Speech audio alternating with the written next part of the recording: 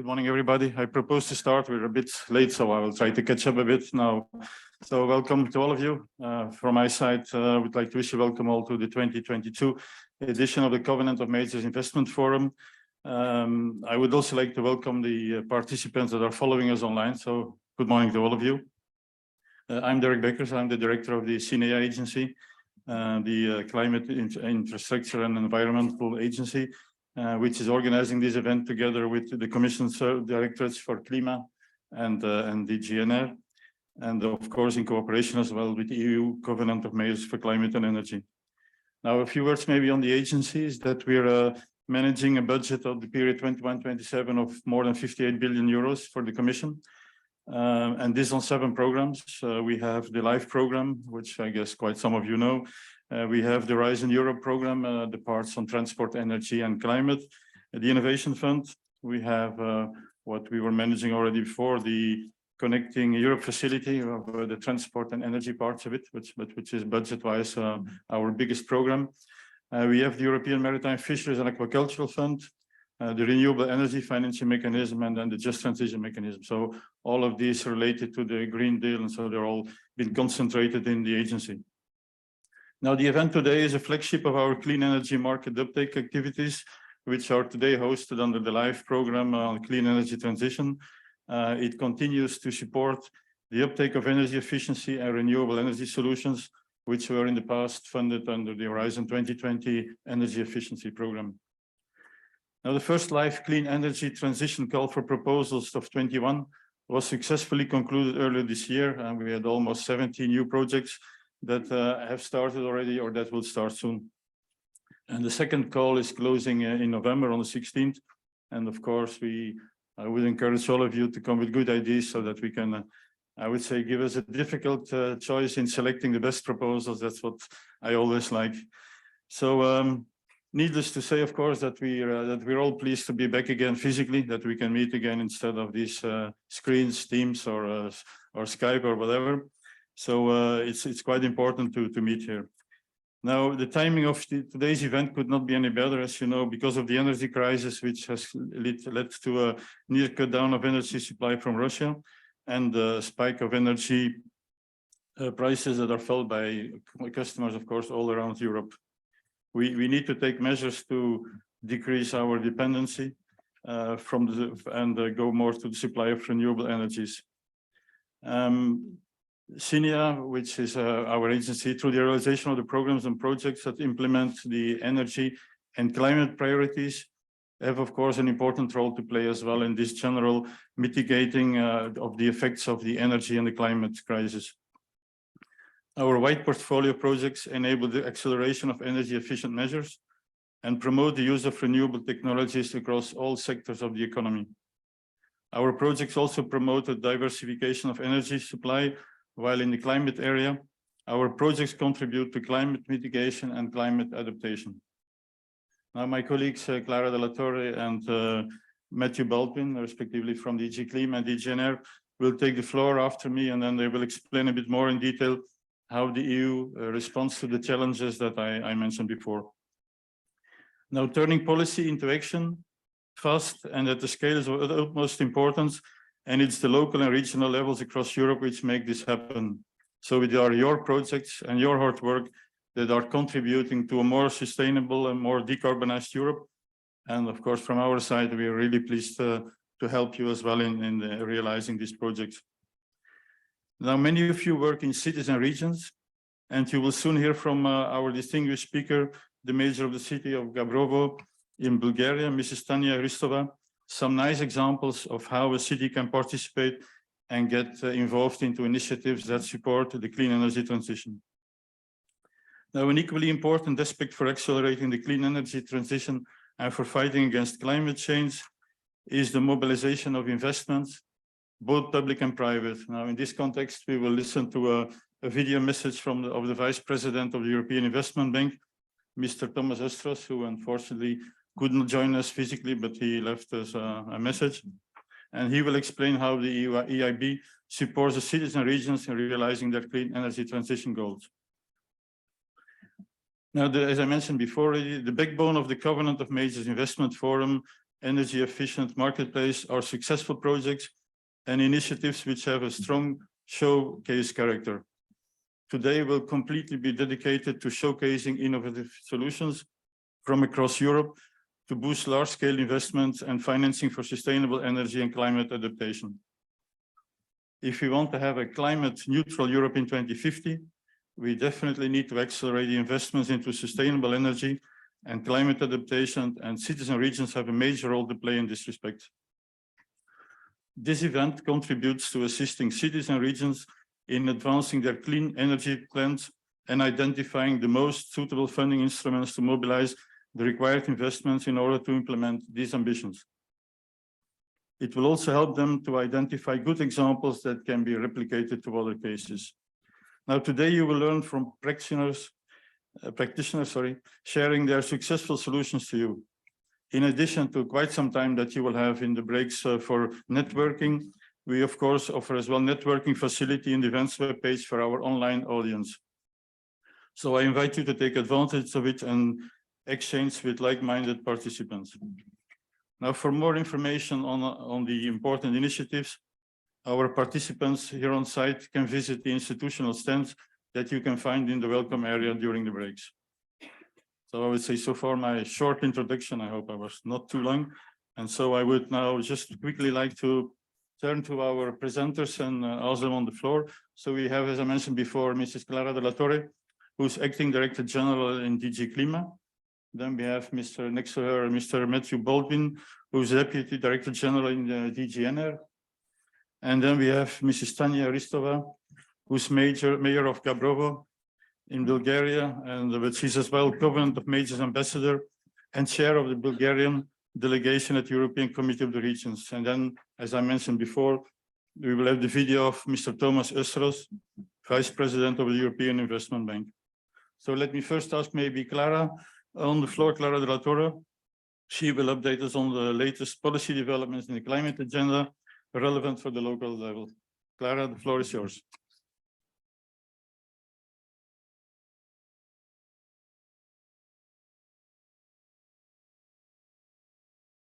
Thank you very much, Dirk. Mayor, ladies and gentlemen, dear colleagues, who are behind the screens. I'm very happy to be here in a moment where we are having numerous crises and numerous challenges that we have to address. And that's very timely because all this needs everyone's involvement, and this needs everyone abiding by our Green Deal. Because the Green Deal, despite the health crisis, despite the energy crisis, I wouldn't say despite, with the energy crisis, with the health crisis, the Green Deal is more and more necessary. The Green Deal is a huge transformation of our economy, of our society, and in that transformation, regions, cities, and local communities play a crucial role. Because without their participation, we will not be able to reduce emissions. We will not, despite all the legislation that we are putting on the table, we will not be able to adapt to climate effects, those effects that anyhow are being felt in our landscape, in our lives, in temperature. We will not be able to address the biodiversity crisis. So I'm really, really happy that this is happening. Let us not forget, I'm sure you all know here because of the forum, but it's good that remind ourselves that the EU has more than 80,000 towns and cities, and local and regional authorities implement and use around 70% of the EU legislation. They handle a third of public spending and manage 2/3 of public investment. So the decisions of cities and regions do have a real impact. The Green Deal, as you know, addresses a number of policy areas which are absolutely relevant for cities. You know very well that on climate action, many cities have committed to ambitious targets for reducing emissions, but also cities and regions are the bedrock for adaptation. When we build resilience to climate change at local level in a municipality, the effects and the positive effects go much beyond the municipalities. Think of when we are promoting nature-based solutions, think of when we are putting together new water management systems. This goes well beyond the community. So it's very important. I mean, the actions of those authorities are very important. As you know, in the Union, we have very strong regional programs, needless to say. So there's no doubt about the importance of regions and communities in the European Union landscape. But together, today I would like to mention a number of other initiatives. The Covenant of Mayors for Climate and Energy, which has been reinforced, as you know, by a policy support facility. We have the Horizon Europe missions, one on climate adaptation, which supports is mainly focused on regions and communities, and the mission on smart and climate neutral cities, which is more dealing with cities, of course, and with adaptation. So let us not also forget that the Covenant of Mayors is one of the world's largest movement for local climate and energy action. And across the Union, it involves 10,000 municipalities, which are covering more than half of the EU population. And these municipalities are committing to the energy transition and therefore to the climate, addressing the climate challenges. I think it is fair to say that the Covenant of Mayors has a long track record of climate ambition, and I can only encourage that further from here, because we've seen how the droughts, the floods affect the cities, affects, as I said, the landscape, affect critical infrastructures. But addressing all this is not easy. And I was referring to the policy support facility, which has been set up precisely to provide supports to cities in adapting to climate change and building resilience for the future, which is, dare I say, even more important. And it was launched last year under the Covenant of Mayors. And it's a sort of it's a pilot exercise, which is supporting 12 member states, which are the member states that a priori do have more difficulties, let us say, for several reasons in addressing climate change. And it entails, as you might know, expertise, on-site visits, very customized help. And I can only encourage those of you or your constituencies that are eligible for the facility to use it. I was saying that in the context of Horizon Europe, the European Union Research and Development Programme, we have launched a number of missions. Missions are initiatives which address targets, well-defined in time, well-defined deliverables. And then there we have two which are very relevant to you. I'll start with the one which I have the honor of being its manager, is the mission for adaptation to climate change. What do we want there? We want there to equip regions of Europe, all regions of Europe, to equip with the tools for risk assessment, for infrastructure, future-proofing, and things like this. We keep everyone to put at the disposal of everyone a number of tools to address to address the effects of climate change. And we are also, because resources are limited as everywhere, our objective is as well that by 2030 we would have managed to have 150 regions which are fully climate resilient. You are never fully, but nevertheless, let us say for simplification purposes that 150 regions will be fit for purpose. When you are adapting to climate change, needless to say that you have to put on the ground a number of solutions. So this mission is going also to supporting eventually until 2030, 75 demonstrators, so real solutions, innovative solutions on the ground to address climate adaptation. We have launched a call to see what's the interest from regions in Europe to commit with climate adaptation and to work together, and more than 200 have replied to them. Many more than 200 have replied, but around 200 have shown that they're actually committed to address climate adaptation, and are willing to work together and are willing to share experiences and really deploy solutions on the ground. We are there in that mission. I will not go into much details, but we are addressing the 4 key systems that in a city or in a region exist: health, water, food, and the 4th one, health, water, food, and critical infrastructure, of course. These are 4 realms of action where the mission is focusing. But none of this will happen without the citizens. So the citizens are very much involved in the shaping of the mission and the shaping of the solutions. And this is why as well, we are addressing in the mission behavior, because we know that there is a huge amount of our behavior that needs to be changed as citizens, as producers, as consumers, as policymakers, if we want to undergo that change. Why I'm saying all these things, there are so many regions, so many, before going that, we have another mission, which Matthew used to be its a manager before entering in his new challenges, is the mission for climate neutral and smart cities. Matthew, you will correct me, but I think this mission will deliver 100 climate neutral and smart cities by 2030. And we have there a number of challenges that we'll not enter into because we don't have time, but it's the other side, which is not decoupled from the adaptation. So we have the mitigation and adaptation, and many of those regions and communities are working together in both sides because in many cases, one can reinforce the other. Embarking in this transformation, needless to tell you that it's a huge challenge, but it's also a huge opportunity to have better lives, to have new business models, to have better cities, which are more livable, to have higher added value jobs.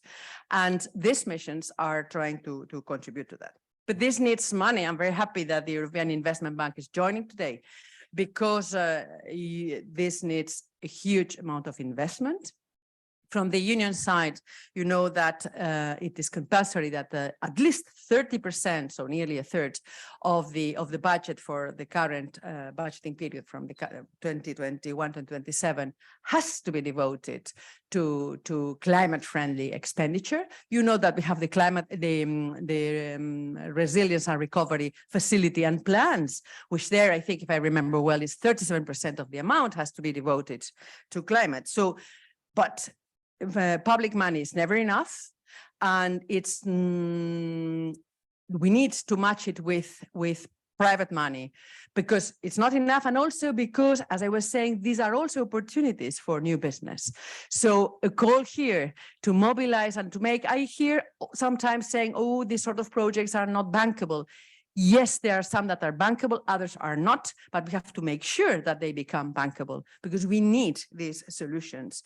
So the contributions from European Investment Bank, but from other developing banks, from normal commercial banks is absolutely necessary. Another important dimension in the financial sector is the insurers. You know that we have a protection gap. We have many things which are not insured. Very often these catastrophes affect those that are most vulnerable and those that then suffer most and are not insured. And so first is the personal tragedy, and second is the public money that has to come and support this catastrophe. So there is an effect as well on the fiscal framework. So we are having dialogues with insurers, and insurers also have a lot of money which can invest in these sort of projects. I'll stop here, otherwise we are carried away by this interesting topic, and I look forward to you all addressing climate change, participating in our missions, and mobilizing any public and private finance that you can. Is only in the benefit to all of us. Thank you very much.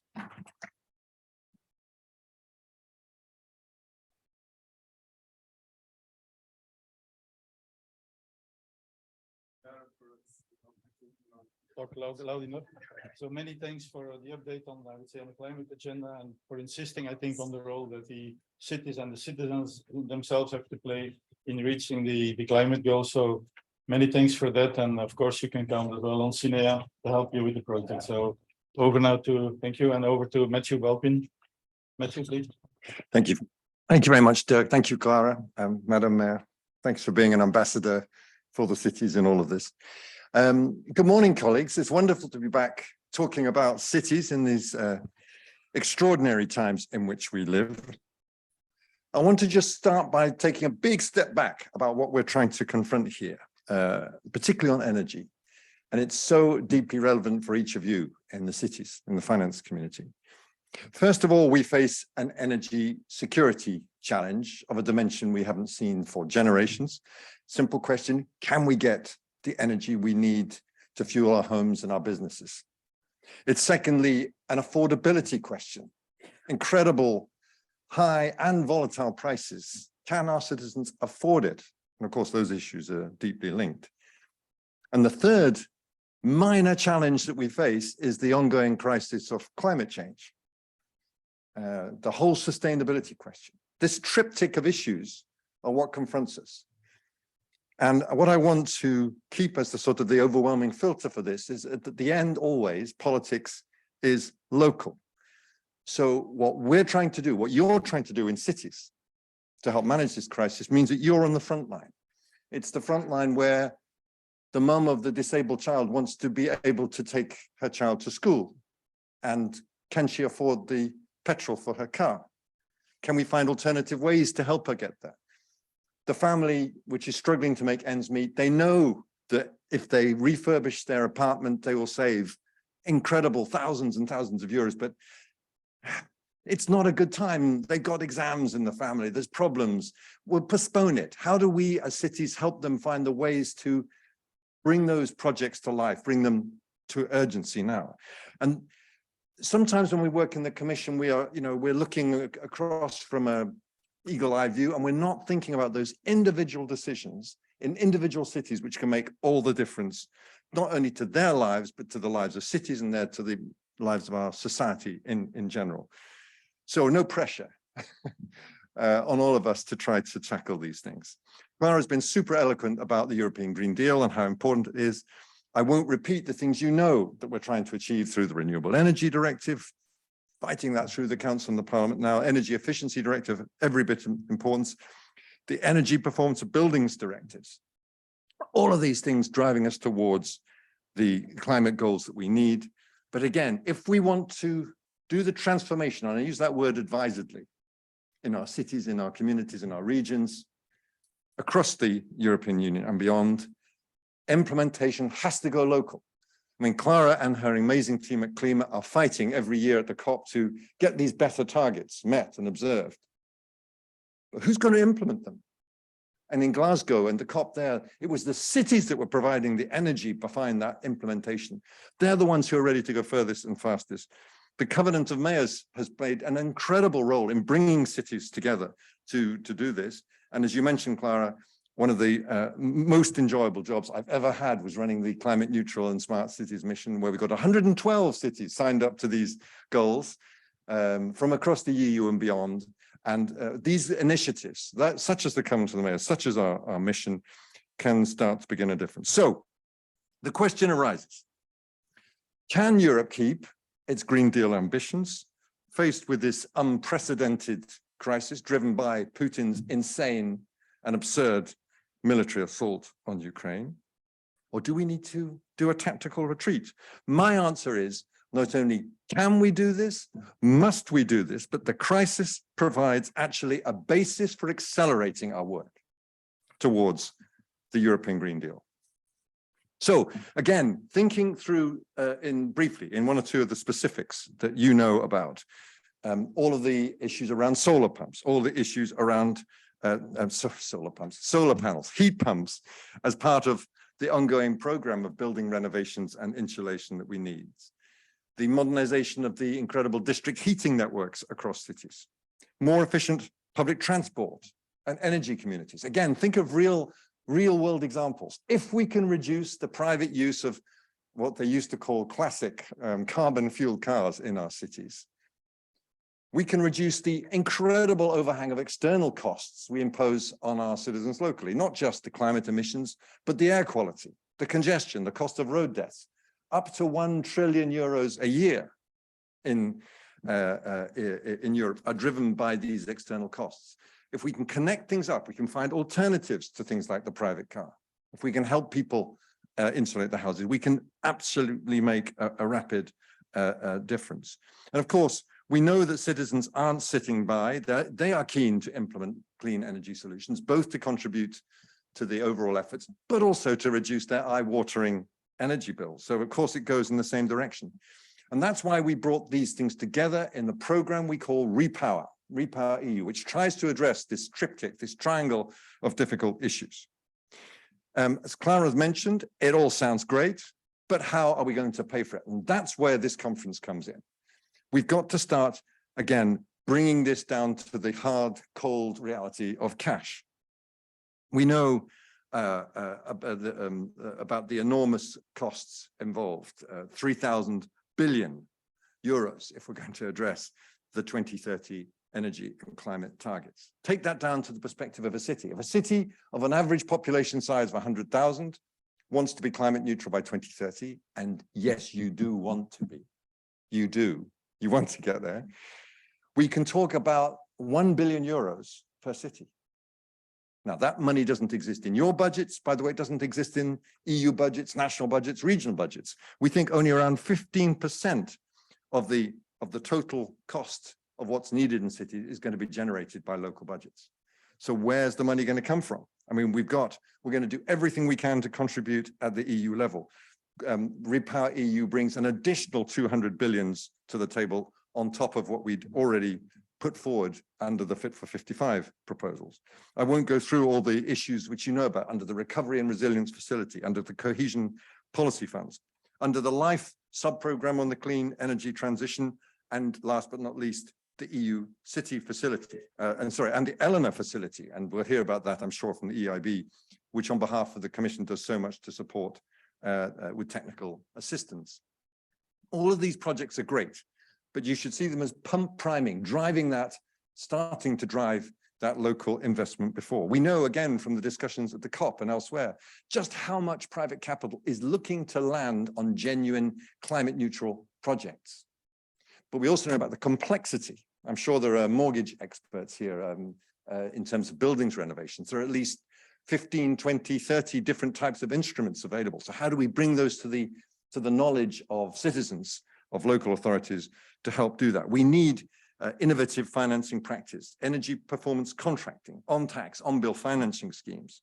These can not only lower the terrible interest rates we're seeing, reduce the default risks for energy efficiency investments, but they can directly link energy efficiency improvements to the repayment vehicles. In these breaks, talk about these issues, help us bring them together, help them shape them and bring them to all of our needs. Last but not least, everything that we can do through initiatives. The best energy we use is the energy we save. It's been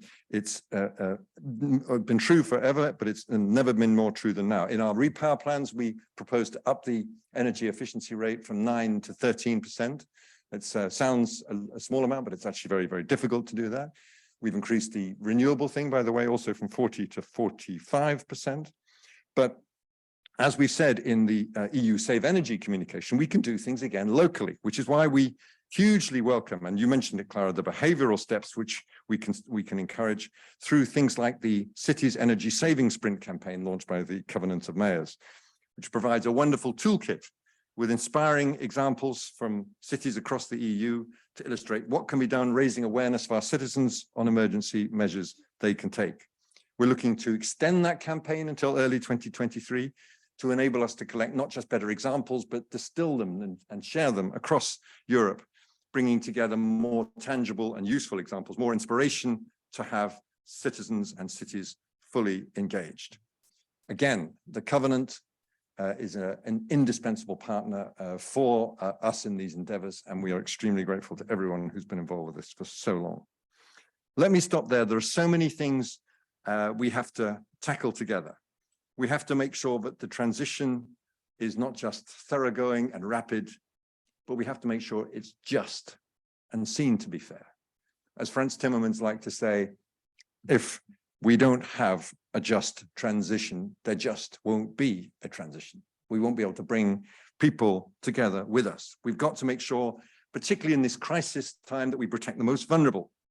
And again, you're in the front line for that. It's the local and the regional authorities who are in the front line when it comes to tackling energy poverty. And last but not least, we need to engage with the cities. We in the Commission have got to come down from our ivory tower and get out there and make sure that we implement and help you implement the Green Deal locally, because you're the ones that can make the difference. Thank you very much indeed.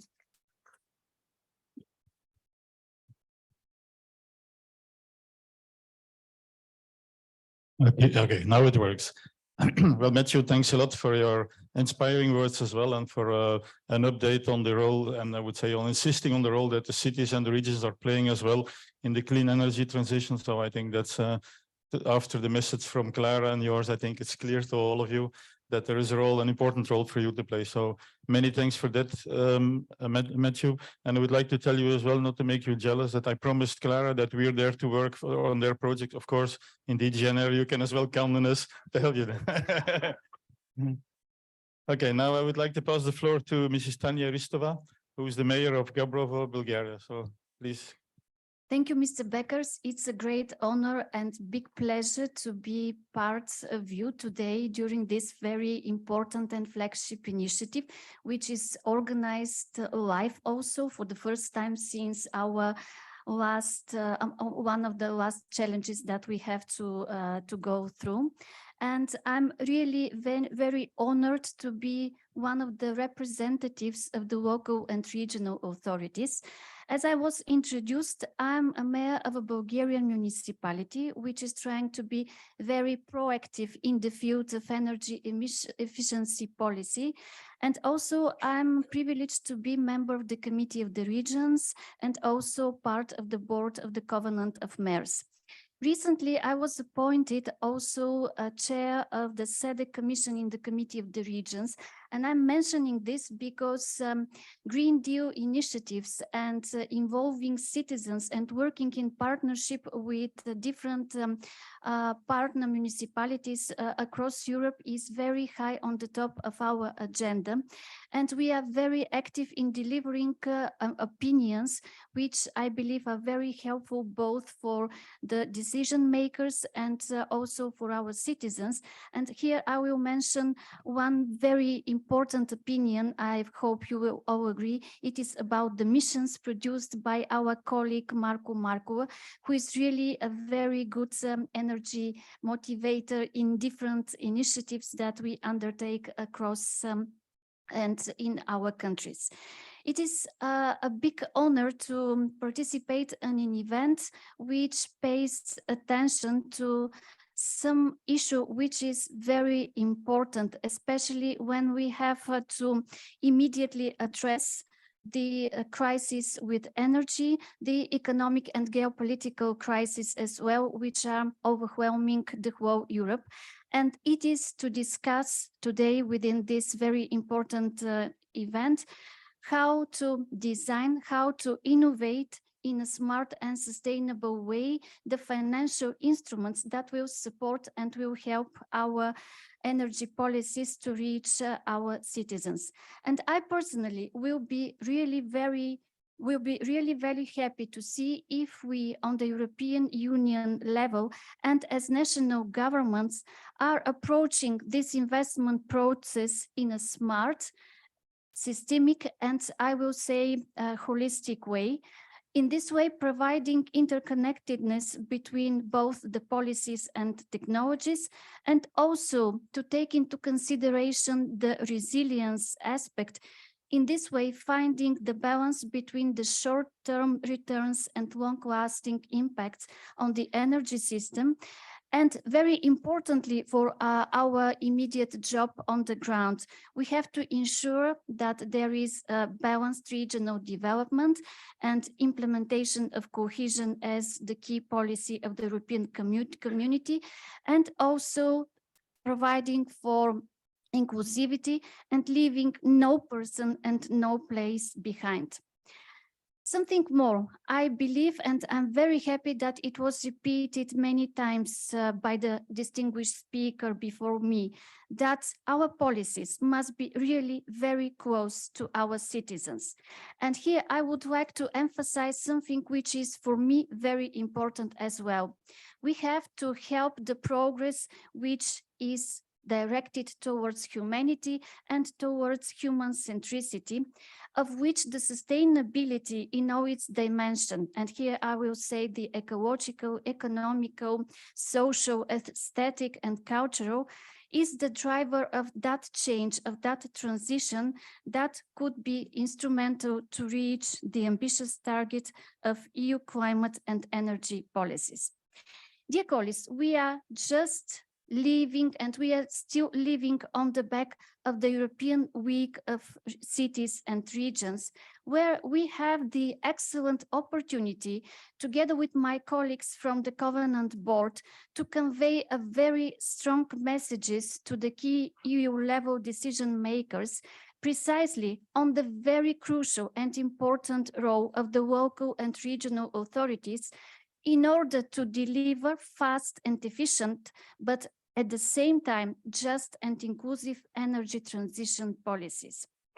On behalf of the Covenant of Board of the Covenant of Mayors, we were able and we had the chance to meet representatives from the commissions and the parliament and to raise our voice, insisting that we, public authorities, can be and we are the driving force of the energy transitions. And we have proven this many times. Just to mention the COVID crisis, at that moment we were at the forefront. We are much familiar with the citizens' needs and demands. And I would also like to mention some of the crucially important initiatives that has proven as very successful. And it is, of course, the Covenant of Mayors and even the more recent initiatives, among which is the EU City Facility. Of course, we are further motivated by the EU missions. And here I will mention the mission for the 100 climate neutral and smart cities, not because the rest of the missions are not important, but because I'm really motivated and inspired to be a mayor of one of the 2 Bulgarian cities that have dared to apply for this initiative.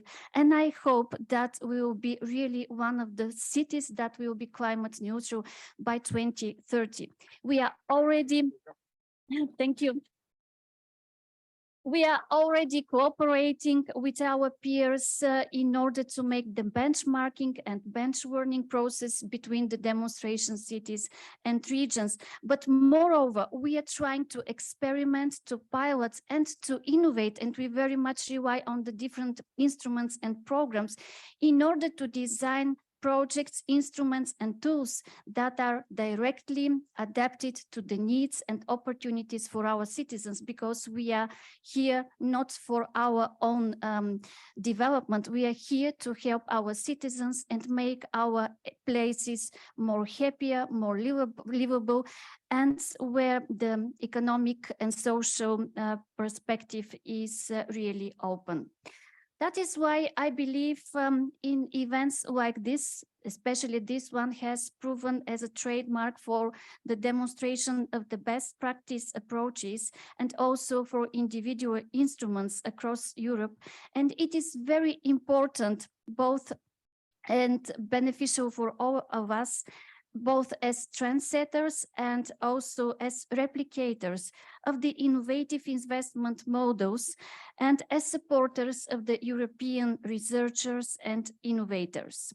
We see that clearly if we have a look at the ambitious program that will start in some minutes, where we can feel the synergy and the pragmatic interconnection between how important it is to have strategic goal setting and planning on the local and regional level, and at the same time to see the application of innovative financial mechanism and the individual tools and approaches to the most pressing issues in the era of sustainable energy development. And I'm very proud to say that in my city, Gabrovo, we have also something to contribute to this initiative. I would say that we are very happy to be one of the municipalities that participate in the Covenant of Mayors. We have recently developed our SECAP, and we are engaged in complementary activities such as the European Energy Award, which in synergy will enhance the quality of our delivering of our ambitious goals. With the successful implementation of a project under EU City Facility Initiative, we are trying to develop a climate neutral industrial zone in our city. And we are really very active participant in the Bulgarian roundtables, which are focused on sustainable energy financing. And here I will mention again a project, it is BSmart. And something which was also mentioned, that we have to be innovative and creative and adapt existing financial tools to new realities and also try to invent new ones. From my perspective, am very happy to be the mayor of a city which implemented a very successful project with applying the performance contract schemes in modernizing the street lighting. And for my country, please understand me, this is really something very important, because in our country, it is still a tradition to expect 100% grant, which it is obvious that is something very good, but this is not fair. And we have gradually to transform this tendency into something which is engaging along the public investments, also the private initiative, because in this way we will have probably much more beneficiaries and much more citizens affected, and probably as well much more new businesses created. It is also on our agenda to work with the stakeholders and to directly take into consideration and support the vulnerable groups. And this is also happening with the support of many different projects. Here I will mention the COMIF Act.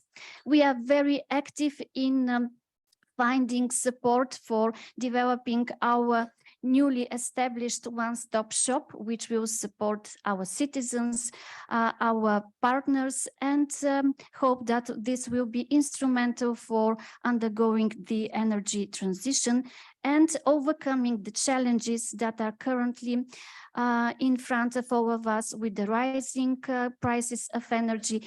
Last night, we've heard officially that the inflation rate in Bulgaria is reaching 20% per year, which is something very, very threatening. But you may say that I'm sounding quite optimistic, and the collaboration of all these initiatives, political commitment, involvement of citizens, at least on the local level, is something that is really directed towards a clear objective.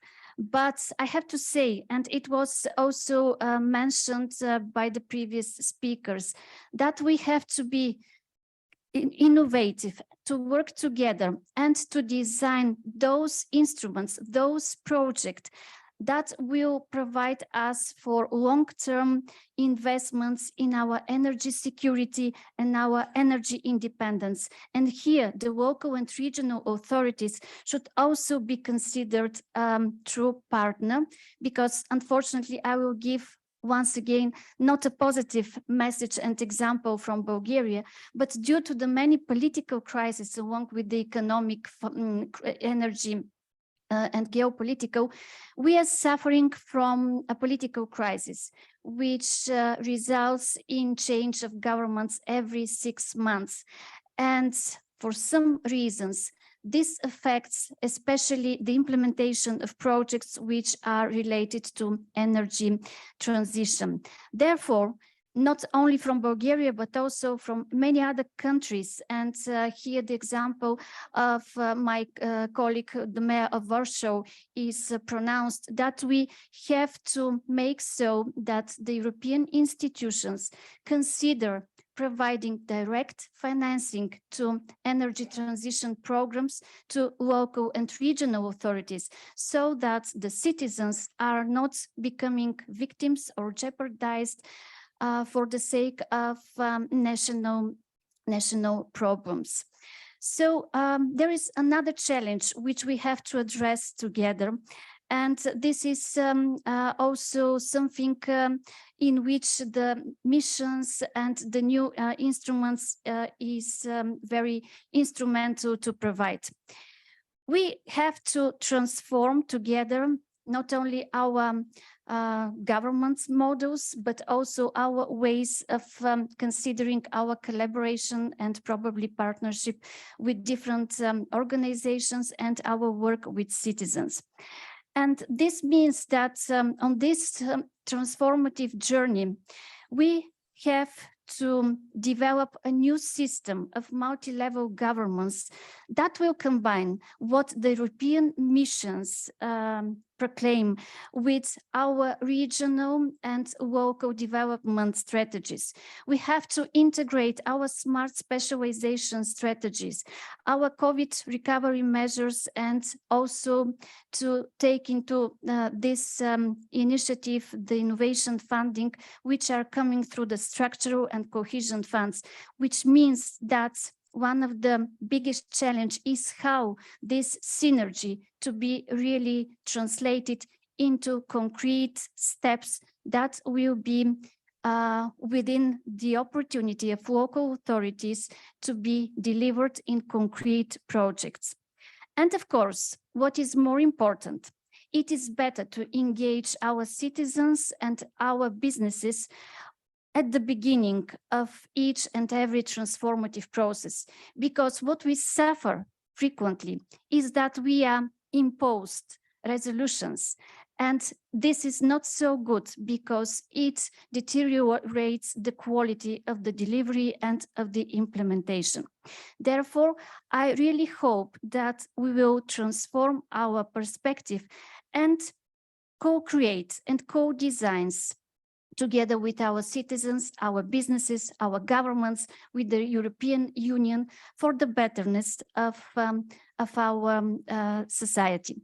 And I will complete my statement a little bit emotional, but please forgive me, with another example. It is also from the last week during the Week of Regions and Cities. We launched, and we are very happy to be one of the countries that is within the focus of the project. We launched a new project, Life One, together with the Energy Cities, and this project is called National Energy and Climate Platforms. And the idea of this project is something very logical. It is to build and to enhance the trust between the national and local authorities. And the goal of this project is to provide the citizens to be closer and to experience the delivery of the European policies, and this policy to be more efficient for them.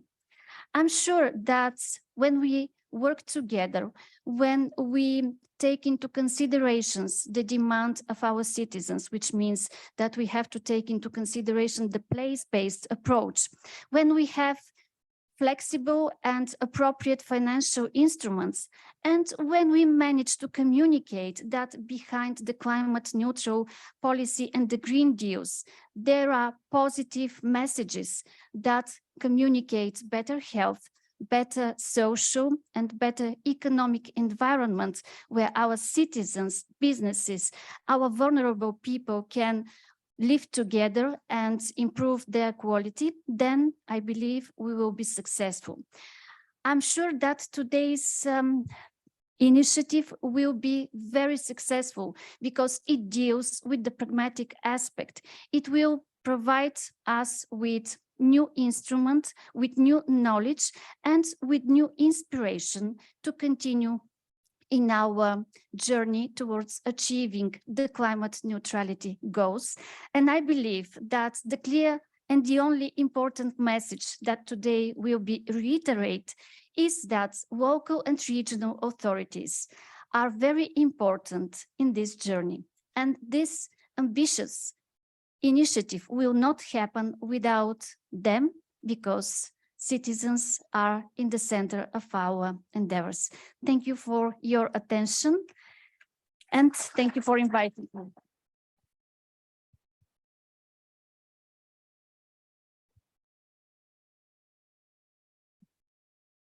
Ms. Hristova, many thanks for your inspiring speech. I must say it's good to get a vision of someone who's representing a city that's very active in energy transition. So many thanks for that. I hear as well a lot of personal enthusiasm and participation, all of this. So that's highly appreciated. And we can only hope that this will inspire as well a lot of other cities and people to follow your example. So many thanks for that. So now we're a bit running out of time, but I think we still have, I hope you still have a bit of time to listen to the, or to look at the video that we got from the Vice President of the European Investment Bank, Mr. Thomas Östros.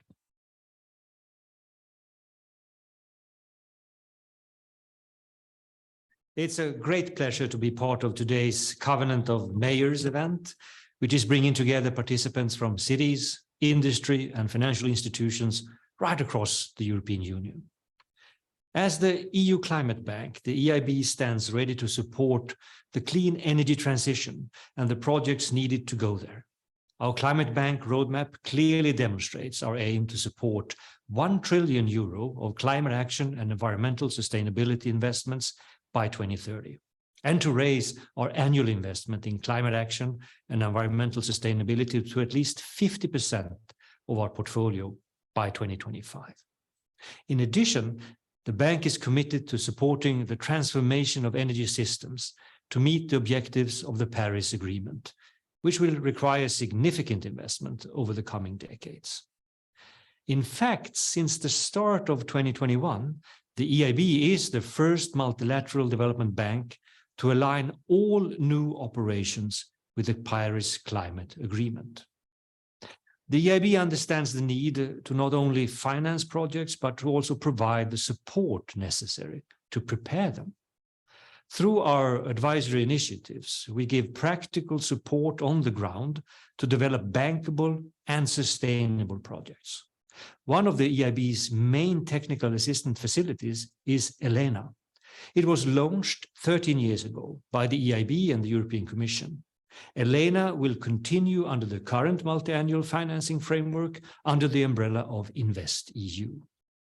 To date, ELENA has awarded over €230 million to some 140 projects across the European Union. This is expected to mobilize over €7.5 billion of investments. And this is a very high multiplier effect. And that is why ELENA is considered to be one of the most successful technical assistance initiatives in the energy and transport sectors. ELENA can be used by cities and regions to solve the energy trilemma: affordability, security, and sustainability.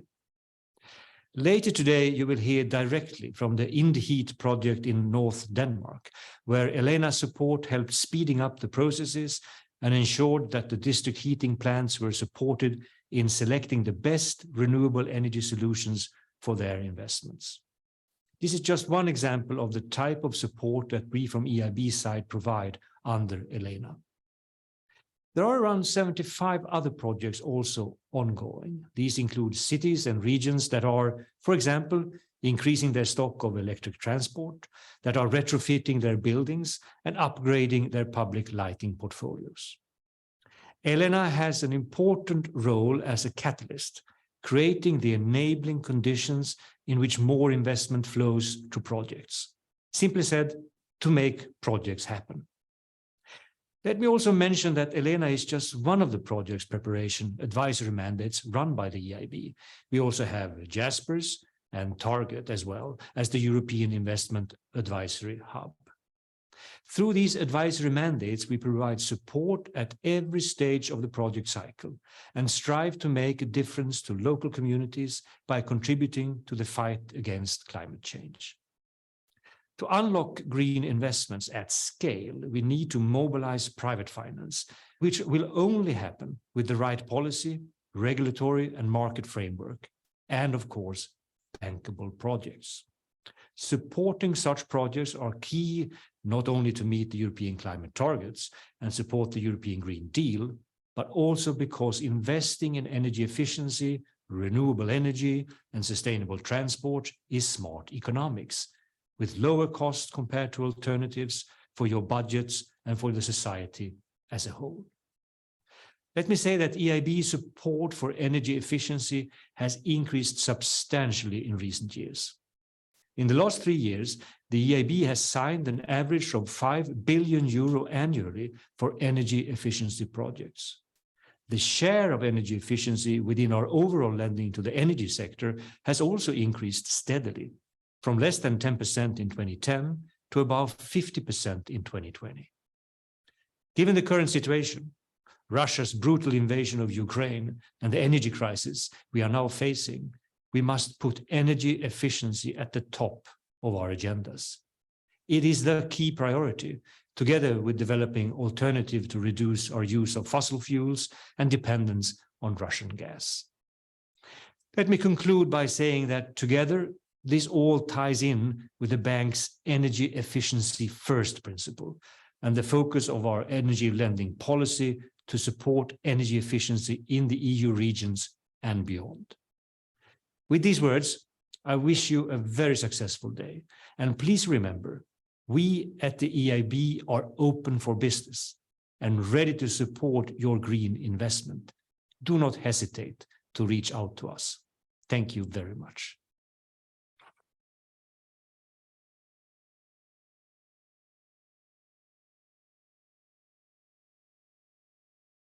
Short because we're running a bit out of time and I don't want to make sure that you don't have enough coffee time. So I'll be very short. But anyway, so this closes I would say with this last video, that closes the opening panel. And I would like, of course, to thank all speakers, those who are still there and Matthew who left, for very good, inspiring speeches. So many thanks for that. But of course, this was just the opening. And so maybe a few words on what is next to come. As I said, there will be now immediately a short or a coffee break. And then afterwards, there will be parallel sessions. There are 5 of them foreseen. It's always 3 sessions at the same time, which you can see on your program. So I'm not going to go in detail and not to take longer of your time, but you can see in the program and then select the ones that you're interested in. So there, I think it's quite interesting to participate because quite some solutions will be presented that have been financed on different programs, whether it's Horizon 2020, Horizon Europe Live program, or Elena, which was just mentioned. So I think it's good for you to get inspiration there. And as I said, there are 5 of these sessions, so I think you will get quite some input there. And so I can only encourage you to go, because during 1 hour they will present the insights on the project, but as well leave you some time for sure for you to come up with questions. So I think that's very good to participate. In between there will be a lunchtime session, a lunchtime break of 1 hour from 12:30 to 1:30. And there's another coffee break at 3:30. So I guess with these breaks, you will have quite some time to interact and to network, which I think after a long break that this was not possible. I think it's probably more than welcome to all of you. So you will see as well during the breaks, you will see on the welcome area the different stands that are there. Of course, you will meet my colleagues from CINEA, but there is as well the European Investment Bank.